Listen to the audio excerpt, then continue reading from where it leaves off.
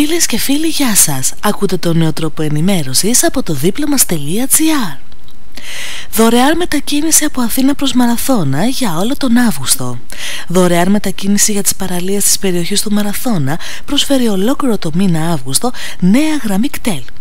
Καθημερινά και με αφετηρία των πεδίων του Άρεως, τα Amstel Summer Bus θα μεταφέρουν δωρεάν τους πολίτες στις παραλίες Μάτι, Άγιος Ανδρέας, Ζούμπερι και Σχοινιά για να απολαύσουν τις καλοκαιρινές τους βουτιές.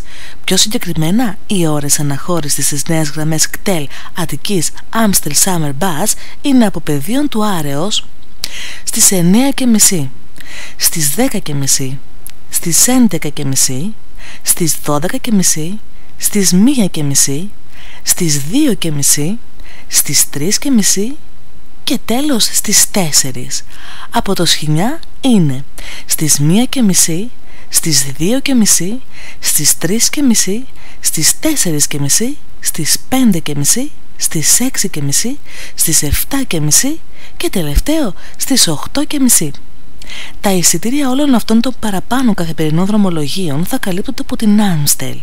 Η ενέργεια αυτή σχεδιάστηκε μετά από την απόφαση της εταιρείας να διακόψει από το τέλος Ιουνίου το επικοινωνιακό της πλάνο της μάρκας και όλες τις ενέργειες προβολής που είχαν προγραμματιστεί, με στόχο να ανταποκριθεί σε νέες ανάγκες που προέκυψαν εκτάκτως το φετινό καλοκαίρι.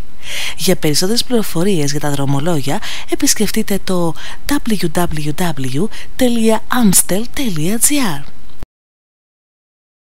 Για περισσότερα μπορείτε να επισκεφτείτε το δίπλωμας.gr ή να κάνετε subscribe στο κανάλι μας στο YouTube, γιατί η σωστή ενημέρωση είναι δικαίωμα όλων.